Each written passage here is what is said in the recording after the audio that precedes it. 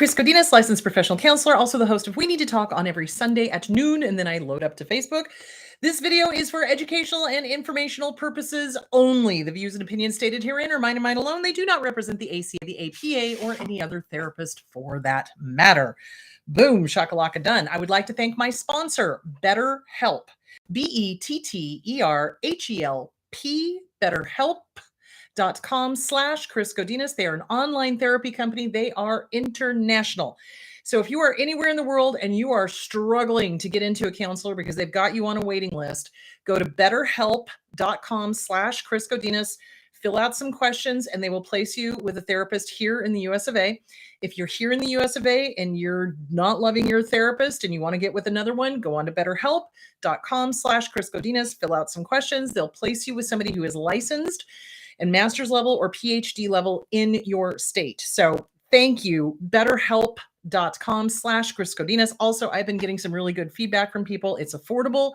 They can get in, they can talk to their therapists when they need to. That makes me very happy. So thank you, BetterHelp.com/Chris Godinez.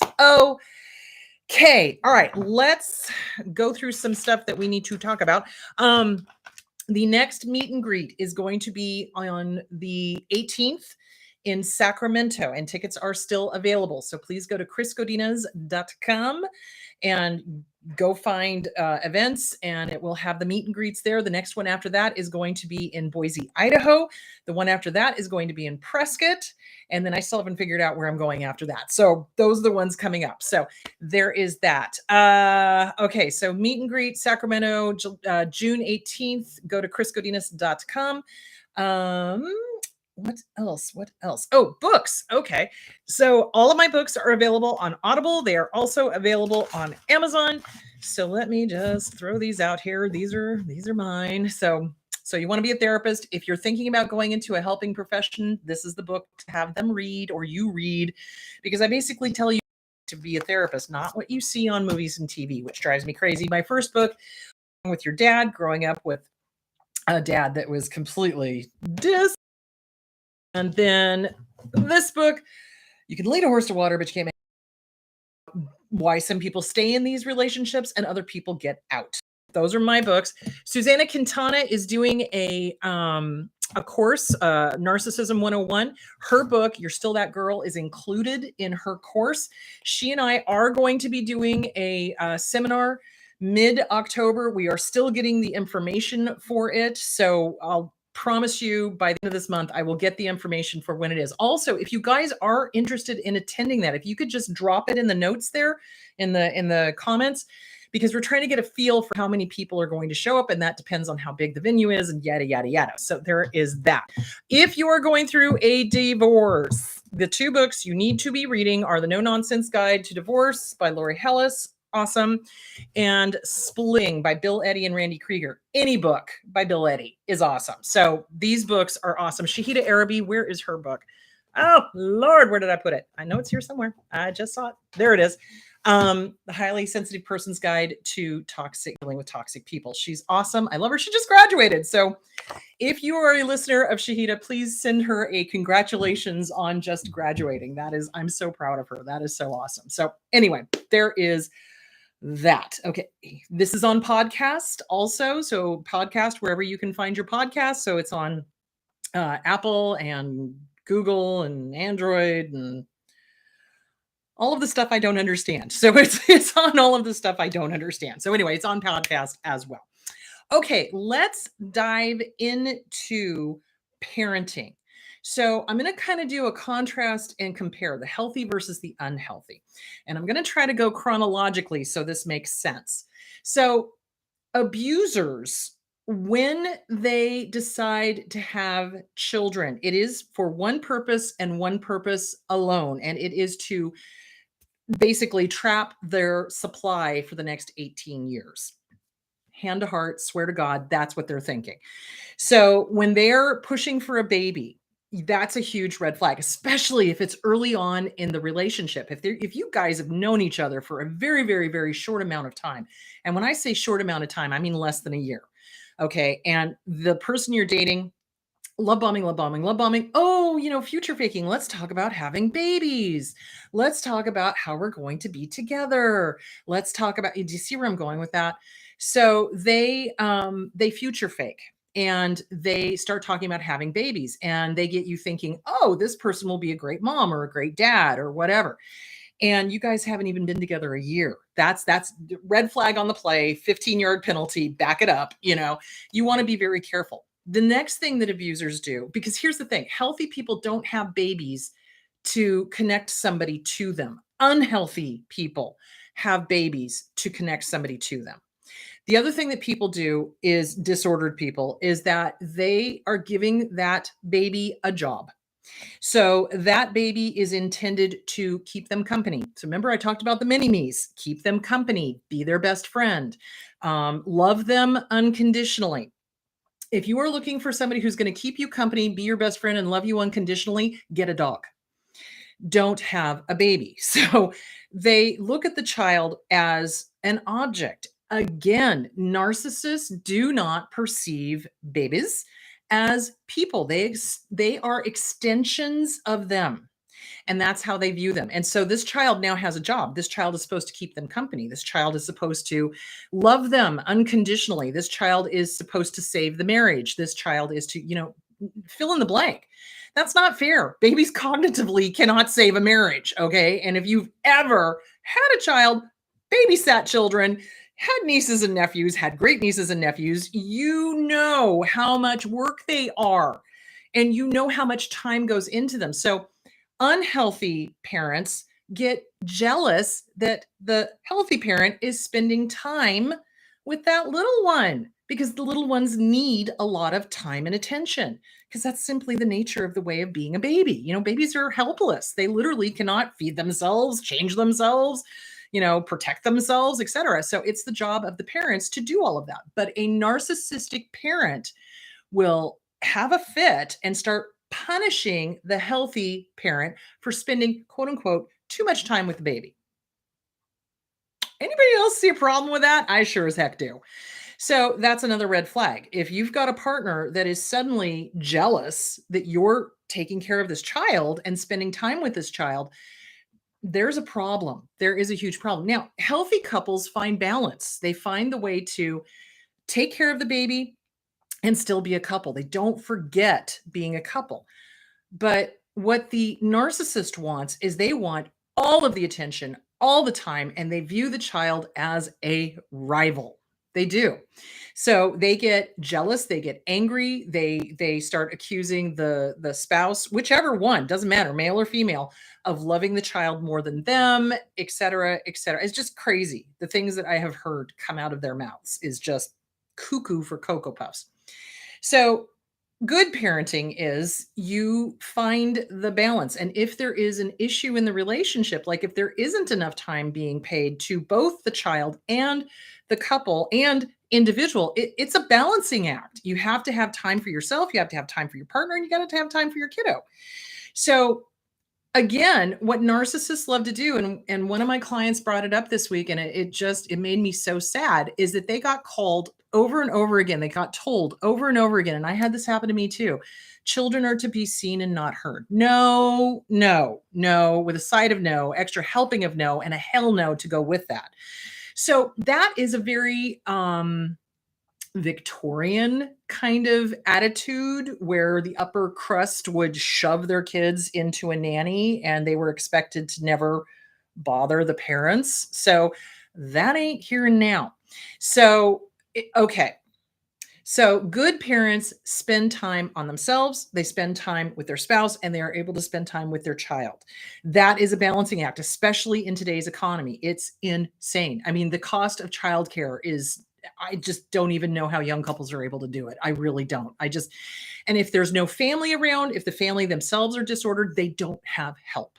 So this is why if you are facing a situation where you are in a relationship with a narcissist, you've got the small child, there's something called the Respite Nursery, and it's in Phoenix. So just look up Respite Nursery in Phoenix.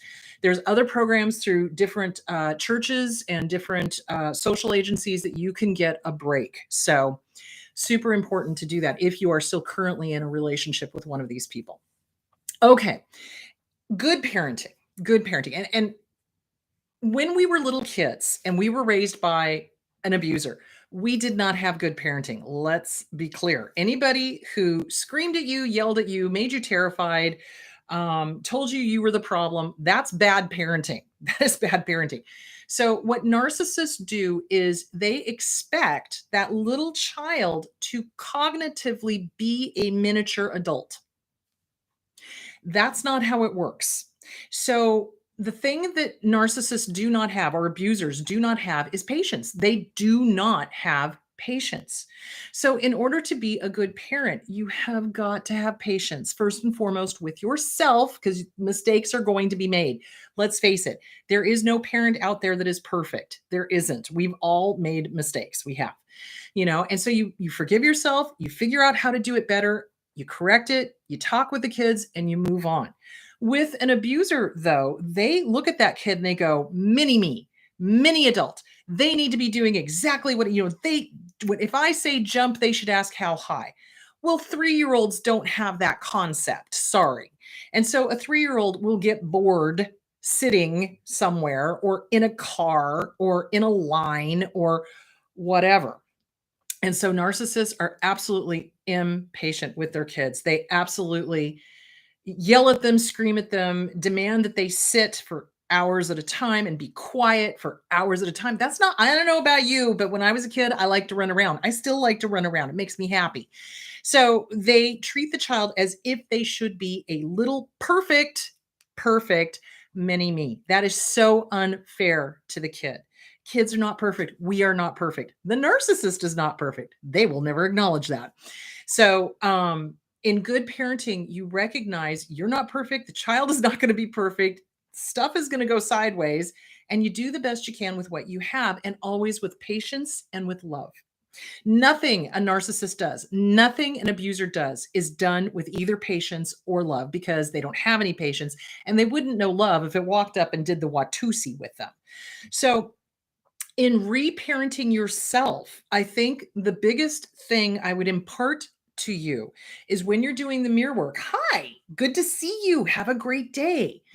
I give you permission to forgive yourself, to have patience with yourself. That is the biggest thing I would impart because the abuser is like, I want it now. I want it now. I want it now. I want it now. We need to do this now. We need, and the kid is constantly being rushed. And that's not fair. Kids are not fast, guys. They're not. When they're getting ready for school. How many of us have gotten little ones ready for school and they're playing video games or they're reading a book or they're, kind of dawdling? That's what kids do. Of course, you don't allow that to continue, but you don't scream at them as if they are committing a cardinal sin either. You correct them with love and you help them and you explain to them why this is not okay behavior or what you need from them or whatever.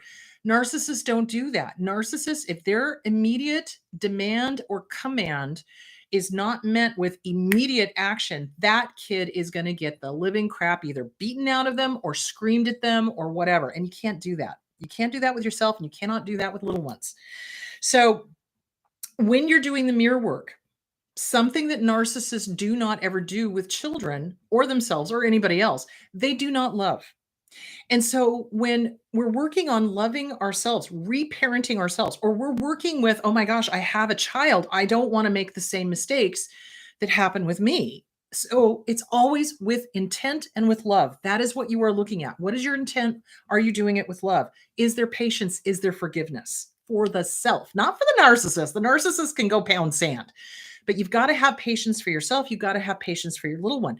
Boundaries like a boss. Seriously, in parenting. So, again, if you've ever been around a 2-year-old, 3-year-old, 4-year-old toddlers, okay, they are manipulative like nobody's business, but it's not manipulative like a narcissist is manipulative. And sometimes people get triggered by that manipulation and they get angry at the child and they start, don't you dare, da da da da da. And it's like, stop. No is their favorite word. Cognitively, they're not quite understanding what they're doing. They're going to get there, but screaming at them is not going to help. Correcting them is going to help. Screaming at them is not going to help. But they are manipulative, and no is their favorite word. And narcissists hate that. That is why when a child gets to be about toddler 3, 4, 5, around in there, starts getting their own personality, the narcissist is going to come unglued when that child is no longer a mini me, when that child is starting to develop their own personality. And they say no a lot. And that is the one word that narcissists do not like and will not tolerate, because there was something I posted on We Need to Talk on Facebook, and it said something along the lines of, if you draw a boundary with a narcissist, a realistic boundary with a narcissist, they will view that as a betrayal to the core, and you will need to be punished. And that's how they view it. So even when a toddler is saying no to them, they view that as division among the ranks. You know, how dare you? How dare you say no to me? You can't say no to me. I'm the dad. I'm the mom. I'm the whatever.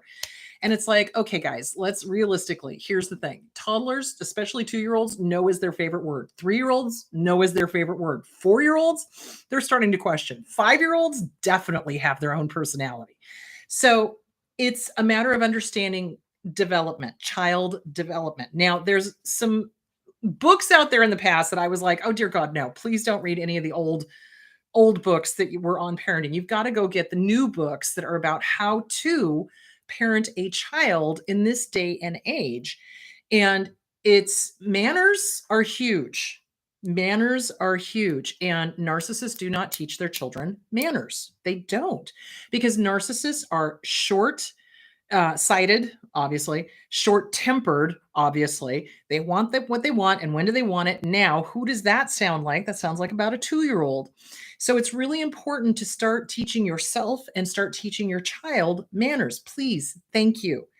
Boundaries. No is actually a manner. It is. It is what keeps the wheels of society going when people have boundaries. So teaching boundaries to yourself when you're reparenting yourself, teaching boundaries to the kiddos. It's okay to say no, because what narcissists do is they set their kids up to be people pleasers and to be abused.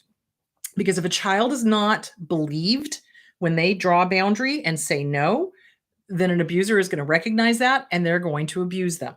Okay. And there's a lot of predators out there. So I was just reading something on the internet today about a girl in New York that was sexually assaulted by a predator that she had met on one of those chat things, Snapchat, I think. And so you need to start teaching your kids good parenting. You need to teach them about technology. You need to keep them safe, because it is no longer, in the real world so much. It's in the virtual world that you're going to start finding the predators. And again, for us as survivors, when you start dating again, you got to watch out for that, because that's where the predators hang out. They are on all of the dating apps, on Tinder, on Grindr, on Plenty of Fish. What's the other one? eHarmony. All of the dating sites have got a disproportionate amount of predators on them. Snapchat, other social media things. So I wanted to talk about a little bit about some of the books. So the one that I really liked was Parenting in a Tech World. This is on Amazon. Parenting in a Tech World. And this was written in 2020, a handbook for raising kids in the digital age. I think that is a must, because in my day, we didn't have all this stuff. We didn't have social media. We didn't have, worldwide access to literally predators worldwide. And now, unfortunately, with social media, the kids have got that kind of access. And that includes games like Fortnite. Anybody could come on and start chatting with them. So you've got to be aware of what the kiddos are doing. And what I see a lot of narcissists do is that they are only too happy to shove their kid in front of a TV and never interact with them. And okay, that's not good for the kid. And 2, you've got to be very careful about that. Who are they talking to? What are the conversations like? Is it getting inappropriate? Is this person really who they say they are, et cetera, et cetera, et cetera. So there is that. And all I did was I went onto Amazon and I typed in 10 best books for parenting, and it popped up a ton of these books. The other one was Raising Good Humans. parenting teen boys, child development and positive parenting.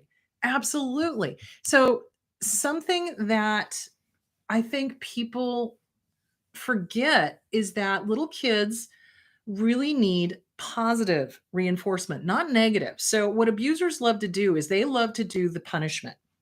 It makes them feel powerful. That's why they do it. That's why they hit. That's why they whip. That's why they belt people. That's why they do the things that they do, is because it makes them feel powerful. Little ones don't need to be hit. They don't. Corrected? Absolutely. Told why you shouldn't put your hand on a hot stove? Absolutely. But, abusers will physically punish them, and then they will start emotionally punish them. So it's really important for us, if we've been raised by abusive parents, that we start doing the positive. What are you doing right? Remind yourself, remind your kid, what are they doing right on a daily basis? Trust me, we all know what we've done wrong. That's all we ever talk about. Oh, I should have done this. I could have done this. I would have done that. Where does that come from?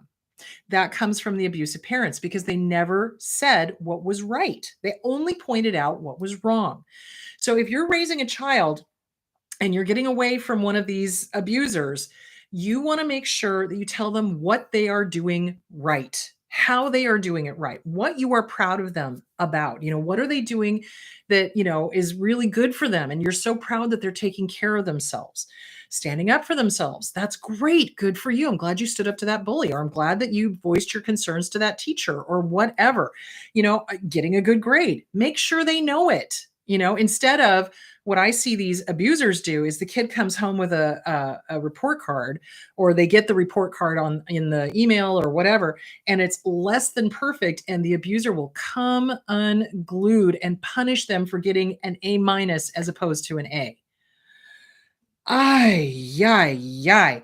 So, okay, there was that. Hold on. I wanted to get back over to the other books. Simply Baby book. So that's for the little ones.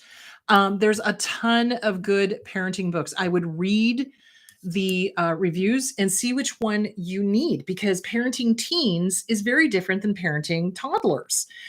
Although it doesn't seem like that sometimes, but yes, it is very different, because they're kind of on the cusp. So, okay, here's another thing that abusers do is, if they are sexually deviant, and a lot of them are, my dad was, they have a very strange idea about sex. And their birds and bees talks will include a lot of shame. And you don't want that. What you want to do is you want to talk to the kids openly and honestly about sexual relationships and the consequences. Now, you do this when they start exhibiting interest in the opposite sex, and it is age appropriate. So I remember when I was age 5, I was like, where do babies come from? And my mom told me. She was like, let's get Grey's Anatomy, and here's the book, and let's go through it. And it made sense. Okay. You don't want to use euphemisms. You don't want to use baby words for body parts, because predators look for that. Let me say that again. Predators look for children who do not use the appropriate language for the sexual organs. So, for example, instead of calling it a penis, oh, it's your pee-pee. No, no, no, no, no. It's penis. What that tells the predator is, oh, this kid has got parents that are talking to them. And that's what you want. So, and vajayjay, no, it's a vagina. Boobies, no, they're breasts. So you be open, honest, and the correct anatomical stuff for them. In this country, we seem to have a really weird idea about sex, and it's really almost like a forbidden topic, but you've got to teach your kids the proper names and boundaries. Nobody touches them. Nobody touches them. Okay. Until they're older. You know what I'm saying? And you give the proper boundaries. Narcissists will skew that, and they'll make the whole growing up thing very awkward. So when I was going through puberty, my dad did the whole weird, oh, you're a woman now, which was his clue in his head that he could start trying to molest me. So it's like, if you've got a partner that's making an abnormally big deal about puberty, you might want to watch that seriously, because a healthy parent will be like explaining to them, your body is going through changes. this is what's happening. These are the hormones. This is what you're going to feel. Here's the whole sexual thing. We prefer that you wait until you're older. But if you're going to do it, use a condom, be safe. There's diseases out there. You talk to them about this stuff. Narcissists don't. They're weird about it, okay, because of their own predatorial type of thing. So, okay. The other thing I want to make insanely clear, the other thing that narcissists will do is they, again, view their children as objects to be used. Okay. And if they were, wanting to do soccer, they're going to demand that their kid do soccer, but the kid really loves to play baseball. So what do? You encourage them to play baseball. Is that going to cause problems between you and the narcissist? You betcha. Your job is to protect your kid. Your job is to protect your kid. And if this is a bad, abusive relationship, get the hell out and protect your kid.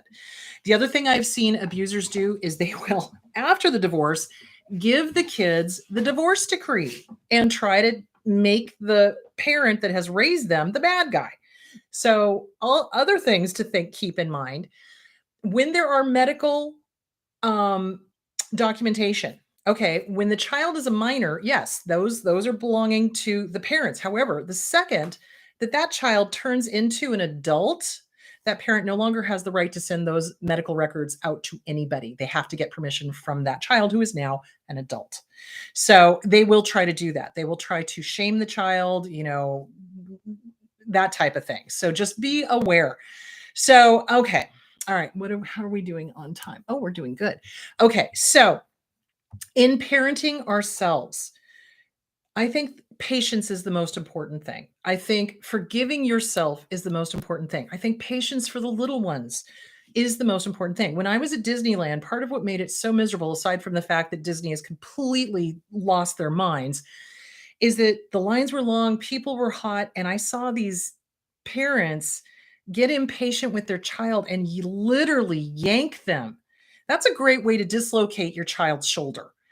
Babies are not rag dolls. And I see people throw their kids around. It's abusive. Throw their kids around, yank their kids around, drag their kids around.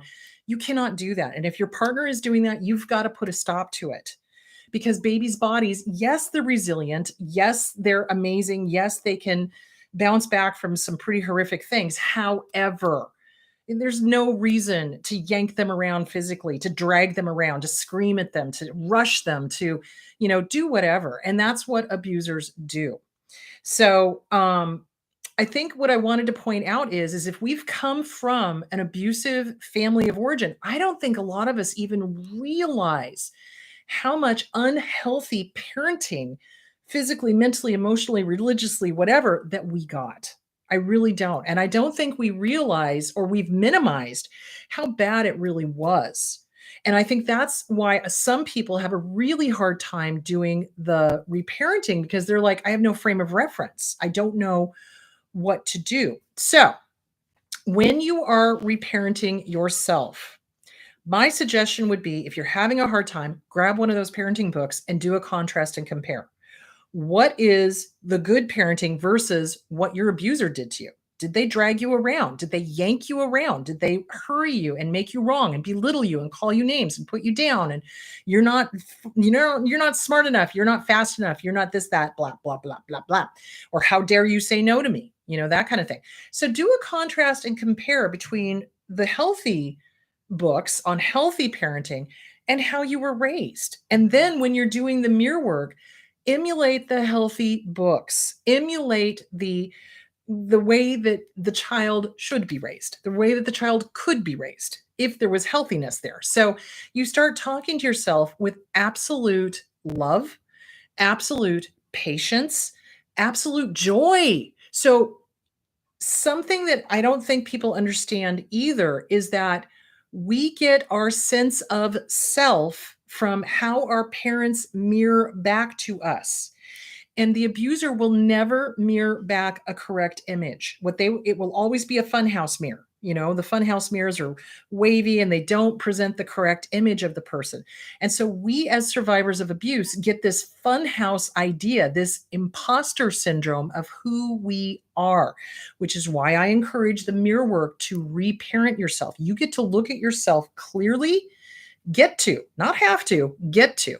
And you get to tell yourself that you like yourself and love yourself and that you will have patience with yourself. So when a good mom or a good dad sees their baby first thing in the morning, they're standing in the crib, and they're just waking up.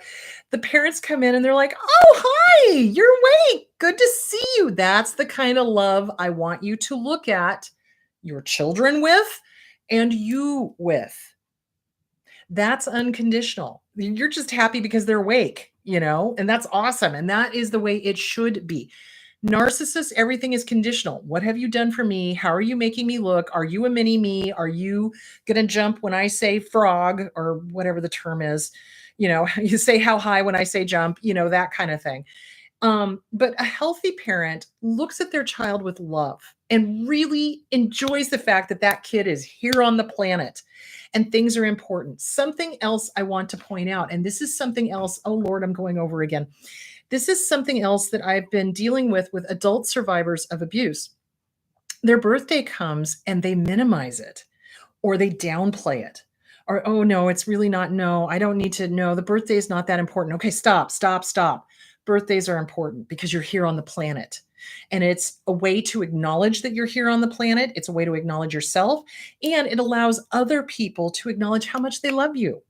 Birthdays are important, but how do abusers handle birthdays? Well, like they do any other important holiday or event, they ruin it. And so that gives the kid, just like that fun house mirror, the impression that they're not worthy, they don't deserve it, they're taking up space, they're a burden, blah, blah, blah. Okay. So to undo all of that, celebrate your birthday. Celebrate Christmas, celebrate Hanukkah, celebrate all of the important things that the abuser always ruined. You know what I'm saying? Abusers either ignore the date or they set out to ruin the day. One of the two. So in good parenting, you acknowledge your kid. You acknowledge yourself. You acknowledge your kid. You validate yourself. You validate your kid. Do you see where I'm going with that? And you give them an accurate read of who they are. What abusers do is you're a burden, you're this, you're that. And that gives that kid that funhouse mirror effect and creates that imposter syndrome, which is why it's so important when you're doing the mirror work. Make sure that you give yourself the positive affirmation. Make sure you're giving your kiddos the positive affirmation. A lot of abusers do the whole, oh, kids learn better if you yell at them and tell them what they're doing wrong. It's reverse psychology. No, it's abuse. It's abuse. Kids do not do better with that. Kids do better when they're given a realistic goal and steps on how to get there. And then when they get there, they are praised appropriately. Now, that is not the, giving them an award for just showing up. That's different. That's also a narcissistic thing. It's appropriate, So abusers really set the survivors up and the kids up for imposter syndrome, low self-esteem, not knowing who they are, because the abusers don't know who they are. That's why they try on other people's personalities, if you've ever noticed that. So you want to give yourself and you want to give your kiddo a good, strong sense of who they are. And this is why when I suggest doing the mirror work, in the morning, you set the intention, you do the positive affirmations, hi, good to see you. Have a great day. I give you permission to like yourself, or I give you permission to be successful, or I give you permission to say no, or you see whatever you're working on. And then at night, and you do this with your little ones. Little ones love the mirror work. They really do. Kids love looking in mirrors. They really do. It's kind of fun for them. It's like, oh, who's that? And they get to kind of discover who they are. So at night, do the things that were right that day. List 3 things to your little one that they did right. What did they do right that day? Hey, you know what, kiddo? You did great today getting your shoes on before school. Thank you so much. That was awesome. And now the endorphins, the dopamines, serotonins, norepinephrine, all the feel-good chemicals are going, and the kid's going to go, ooh, if I put my shoes on, that feels good. Okay. And they'll go do it again. That's why I'm saying the negative stuff doesn't work. It's the positive reinforcement that does, appropriate positive reinforcement. Okay. But you do the same thing with yourself. What are 3 things that you did right during the day? Make sure you tell yourself that. Make sure you tell your little ones that, whether they're your little ones or their great grandkids or cousins or whatever. Make sure that there is positive affirmation going and that there is an acknowledgement of the things that have gone right. Because what an abuser will do is, you did this wrong and you did that wrong and you guns are blazing. They never, ever tell their kids the truth about how great the kids are. And kids are great. They really are. Now, can toddlers be a little bit of a terrorist? Yes. And it's a phase that they go through. It doesn't last. It does drive every single mom and dad crazy on the face of the planet, but it doesn't last. But with a narcissist, they act as if that phase is forever, and they will just scream at that kid and make them wrong and this, that, and the other thing. Kids go through phases, guys. That's why I'm saying it's really important. And let me go find the other books, and then I'm going to get to the questions. I am so sorry. It's really important that you realize children go through growth spurts and they go through cognitive development. So things that they wouldn't understand when they're like 3, they'll get when they're 10, And so you cannot treat a 10 or 3-year-old like a 10-year-old. You can't treat a 10-year-old like a 20-year-old. It doesn't make sense. So on Audible, and I looked this up, 10 of the best parenting advice books. So one of them was Crib Sheet. The other one was How to Raise an Adult. Toddlers Are A-Holes, which I just kind of went, yeah. Yeah. Octung Baby, Parenting the Teen in the Age of Anxiety, because teens have a lot of anxiety. And there's a whole bunch more on here. So there's a whole bunch of really good books on Audible. All you got to do is put in parenting advice or parenting books, Audible, and it'll pop up, which is great. So anyway, the big takeaway is we don't ever get grace. Little ones are never given grace. They're never allowed to be little. They're never allowed to be small. They're never allowed to be not mini-me's and not miniature adults. And they're not. Cognitively, they can't cope with it. So if you are going through a divorce with one of these jackwagons and you've got a little one, make sure that you put in the divorce decree that they get counseling with a really good therapist, and you have to agree to it. They can't just, and usually what abusers do is, oh, I don't want my child in therapy, because they don't, because to them, it means there's something wrong with the kid, which means there's something wrong with them, which in reality, there's something wrong with the abuser. So, but you want to make sure that they're in therapy, because what the abusers will do when you're going through a divorce is they will tell the children adult things that the child should have no knowledge about. No knowledge about. It is not the child's job. So abusers give the child a job. So they either relay messages to the kid to give back to the other parent, or they use the child as a therapist. And a 10-year-old, a 6-year-old can't cope with that. They can't. They cognitively don't have the emotional ability to cope with this incoming information of guilt and anger and fear and all of this stuff. They cannot cope. This is why children then develop anxiety issues going forward, because you've got an abuser shoving all this stuff into their space. So if you're divorcing, you want to make sure that kid has got play therapy or a therapist of some sort, so that they have a safe place to unload and dump. And it needs to be very clear. There will be nothing discussed with the children about the divorce. No financial stuff, no emotional stuff. We can tell them the bare basics, but that's it. And what abusers love to do is they love to go into overshare. Oh, mommy or daddy is so lonely because mommy or daddy left me. Okay. Financially, I can't afford anything. You're a burden, blah, blah, blah. They say that, and that sets the kid up for heartache and for codependency and taking responsibility for things that are not their responsibility. And I think that is something that we as adults also have to be very cognizant of. We have to work on the codependency. We have to realize what is theirs, what is ours, what is not the kids, what is ours. Do you see where I'm going? It's like you've got to be able to have good boundaries, and you've got to be able to have the ability to step away and detach, emotionally from the abuser, and not involve the kid in the divorce proceedings, because it's too much. It is cognitively, it is too much for them. So Anyway, to quickly recap, and then we'll get to the questions. Patience. Patience is good parenting, not ripping your kid around by the arm and jerking them around. You know, being kind, being respectful, teaching your child boundaries, teaching your child manners. Those are all important things, things that the abuser will never do. You know, it's always, you know, well, you need to respect me. But notice the abuser never respects anybody else. And then the kid sees that and starts emulating that. So you want to make sure to impress upon them the importance of boundaries and the importance of saying no and meaning it and being believed. Because how many of us were told you're to be seen and not heard, and we felt unheard, unseen, unbelieved? You know, it's really important because being believed is part of self-esteem. It is. Because if we don't feel like we're believed, it's kind of like, what's the point? So you've got to, when you're talking to yourself, I believe you. I believe you. I love you. I believe you. Have a great day. You know, that type of thing. Okay, let's go to the questions. Oh my Lord, I'm going to need my glasses. Okay, hang on. Let's see if I can make that bigger. That might help. Ah, there we go. What are the effects of not having any privacy in any aspect? How can we learn more about that? Okay, privacy is a part of boundaries. Privacy is a part of respect. So that's going to be the Self-Esteem Workbook by Glenn Schiraldi. There are books out there on how to get your privacy back, how to say no, assertiveness books, you know. So with an abuser, they will do things like, you know, take the door off the bedroom because they want to know exactly what the child is doing 24/7. And this is not when the child is, misbehaving or whatever.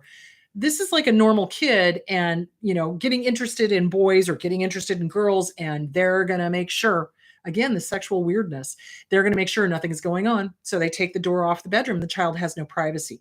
Or the parent, the abusive parent, goes through the diary. How many of us had that happen? Raise your hand.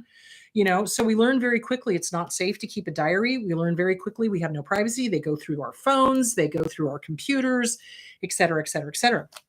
So really, as an adult, it's making sure that you have passwords on everything and understanding that you do not have to overshare. And that's part of that oversharing thing. They tell us basically that they own us. I own your phone. I own your phone. I have the right to look at it. I need to know where you're going. Okay, if the kid is, doing things that are illegal and is in recovery or is in danger, yeah, I can understand that. If the kid is a straight A student, has never done anything against the law, is doing everything they're supposed to do, and the parent is looking, there's a problem. Do you see where I'm going with that? So, yeah, they don't respect boundaries and they don't respect privacy, and privacy is a boundary. So this goes hand in hand with the not oversharing, not over apologizing, and being able to say no. So we have to work with a good trauma therapist about this because so many people coming out of abusive relationships don't know how to trust.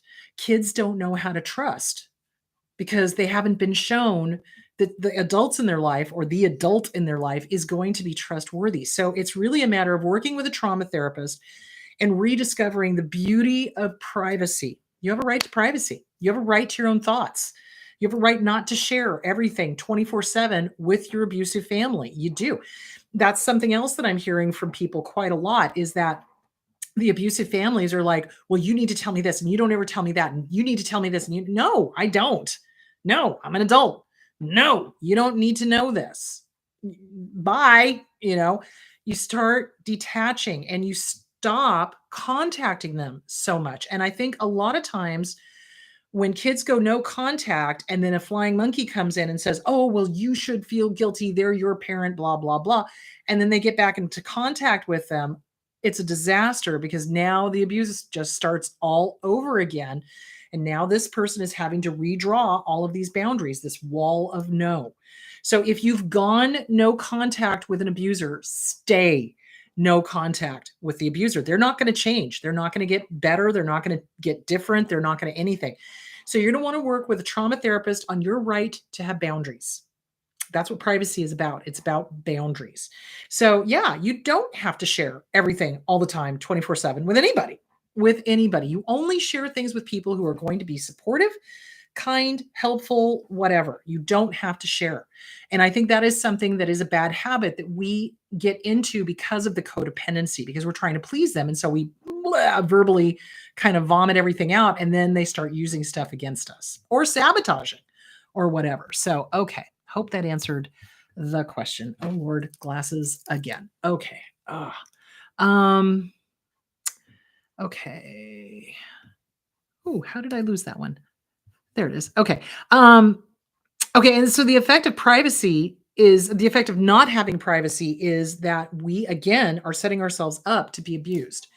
Because if somebody is pumping you for information, remember, narcissists love to pump for information.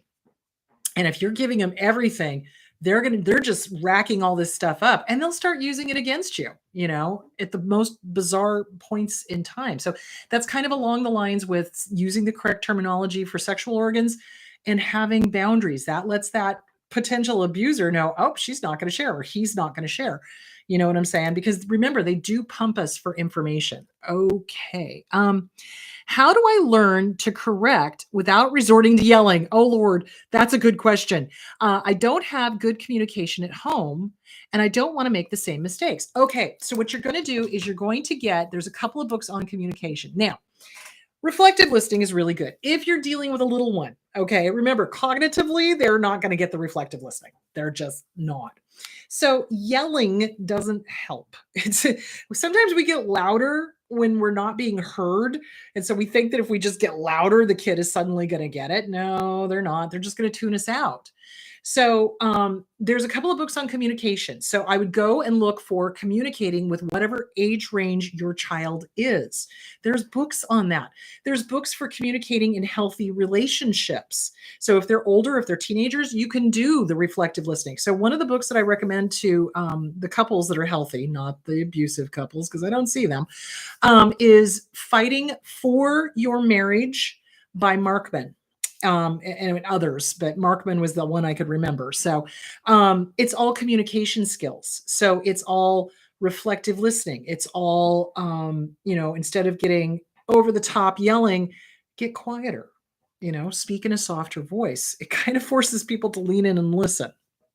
I know, little tricks like that.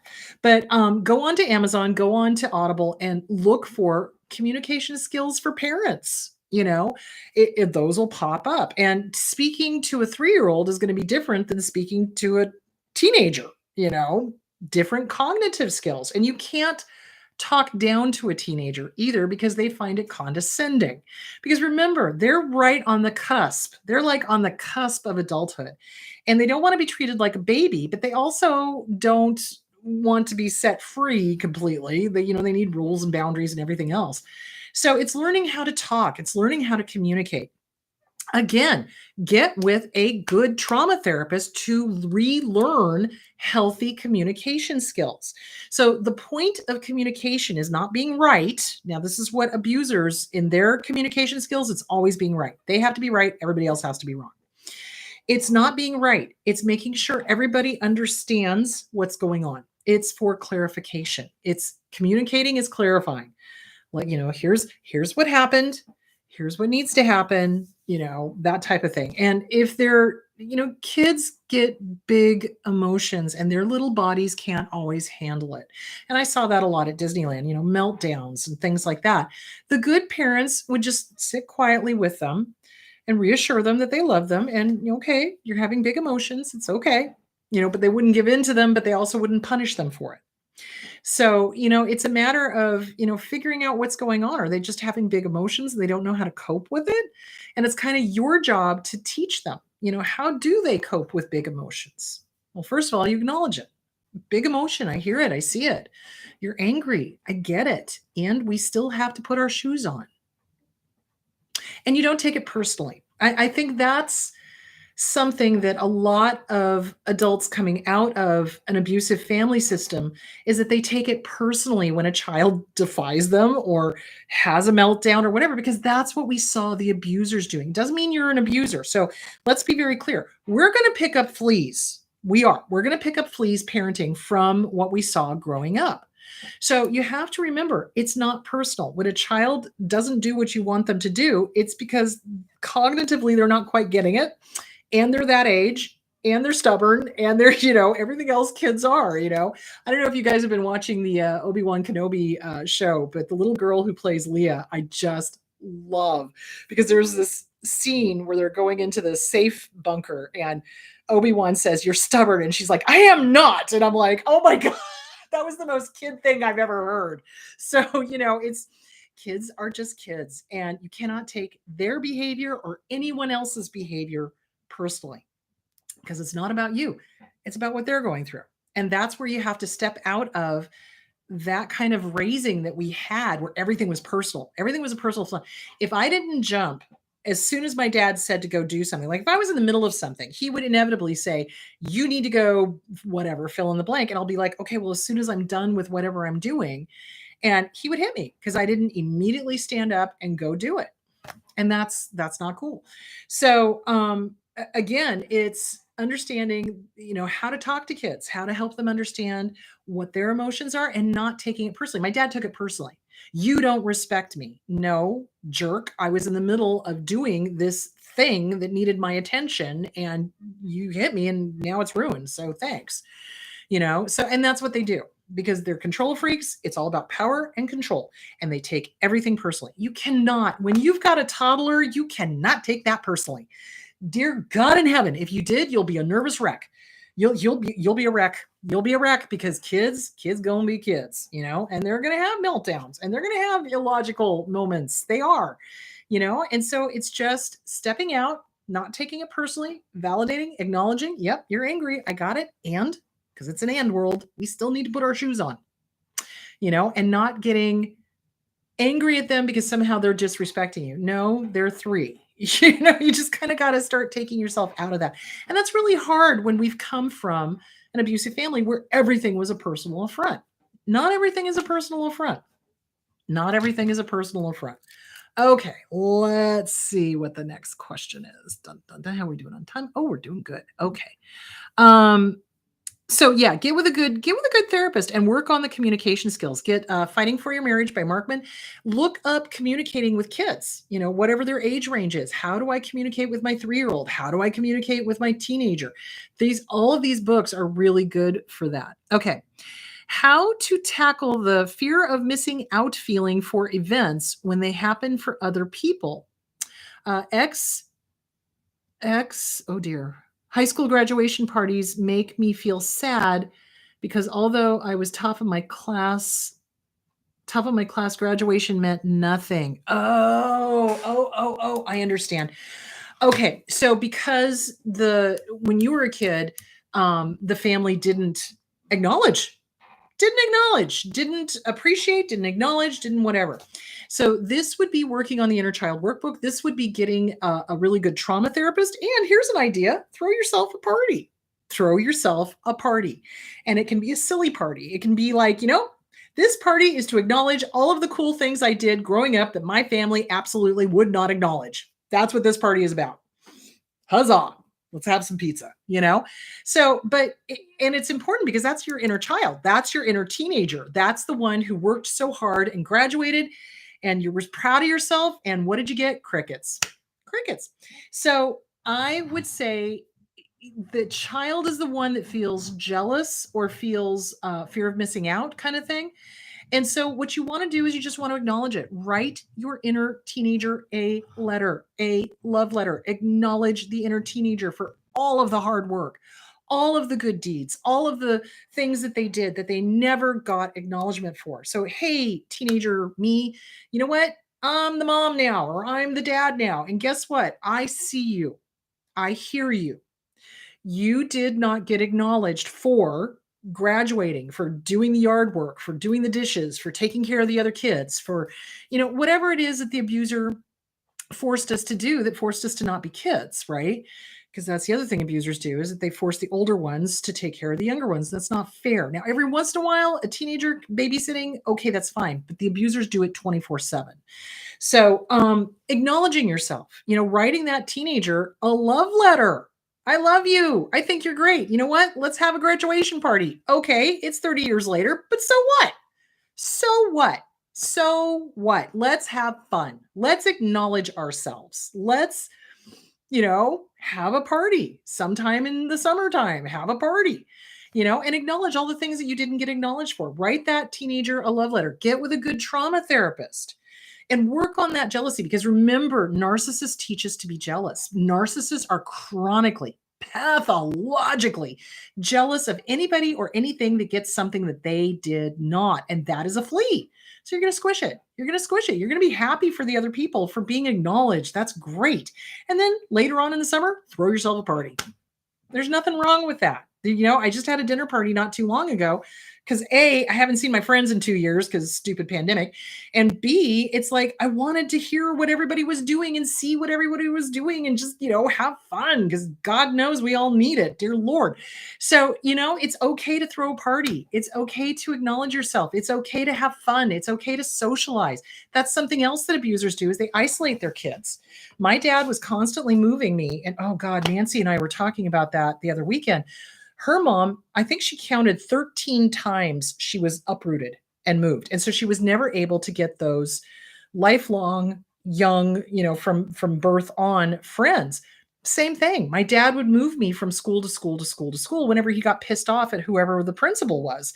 And so really my lifelong friends are from high school because that was the longest I ever stayed anywhere. So, it was really, that's something they love to do, is to make us not feel good in a social situation. So that's something else you want to teach your kids: how to socialize, how to listen to other people, how to not be self-centered like the abuser. You know what I'm saying? And that is really important. And that's why I think parties are important. And parties are important with kids because the kids get to have fun and they get to see how adults socialize in a healthy way. And I don't mean like a drunken, debauchery.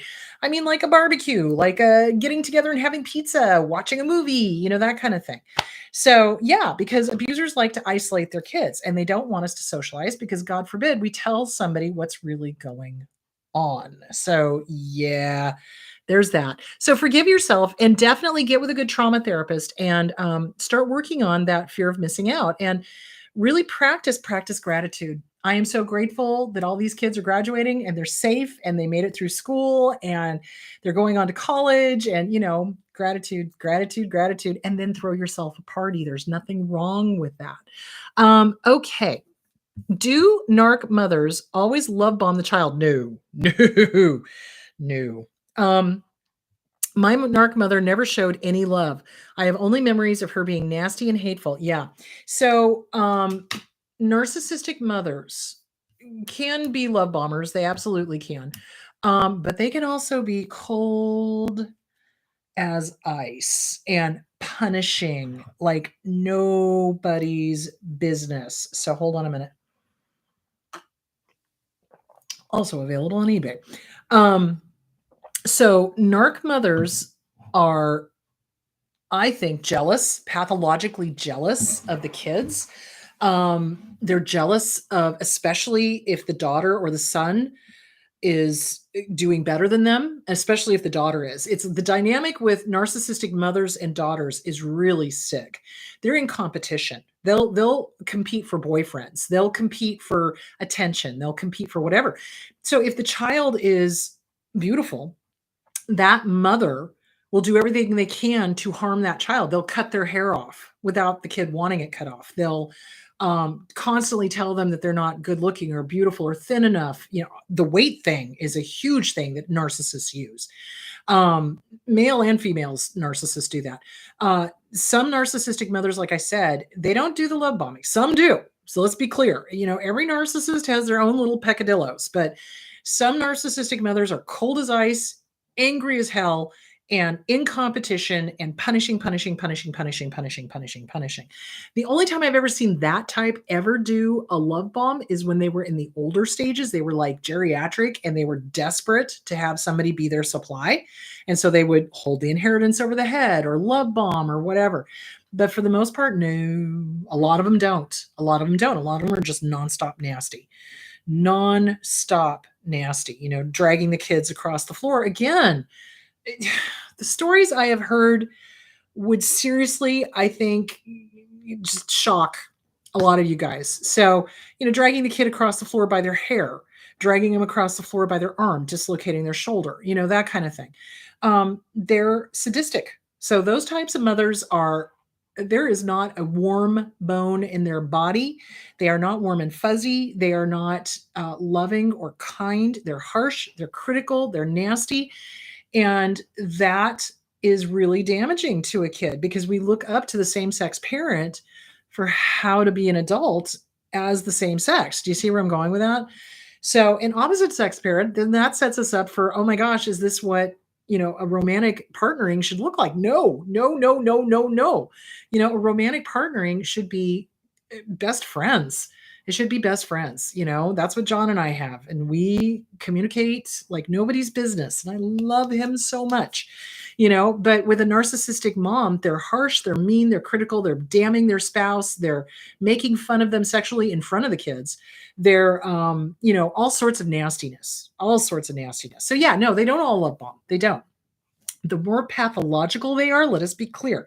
So down here at one end of the spectrum, we've got traits up. Over here at the other end of the spectrum, we've got the dark triad. The further down on the spectrum they are, the less feelings they're going to have. So the more antisocial, the more psychotic, the more, no feelings, alien kind of thing. Yeah. I mean, there's some parents, God, when I talk to my clients, they will say things like, it's like she was a lizard. It's like there was no warmth at all. There was no kindness. There was no empathy. It was just like dealing with somebody who didn't understand how to be a human. And I'll agree with that. So anyway, okay, we are out of time. All right, you guys, next week, I want to talk about the magic thinking that abusers have. I want to talk about the weird thinking. We kind of touched on it today. So the weird thinking, the magic thinking is going to be titled Weird Thinking that abusers do and how that really messes with our minds as we're growing up and getting out and figuring out how to be in the world. So, all right, my loves, you guys have a great week. I will answer whatever questions I did not get to. Please let me know in the comments if you are interested in attending the seminar in October. That would be middle of October. I think it would be the 15th, 16th, that Saturday, whatever that Saturday is. Let me know so we can kind of get a feel for how big the venue needs to be if you're interested. And I think that's it. So you guys be good. Go look up those parenting books. Drink plenty of water. It's going to be 108 this week. So be good to yourselves. I'll talk to you guys later. Bye.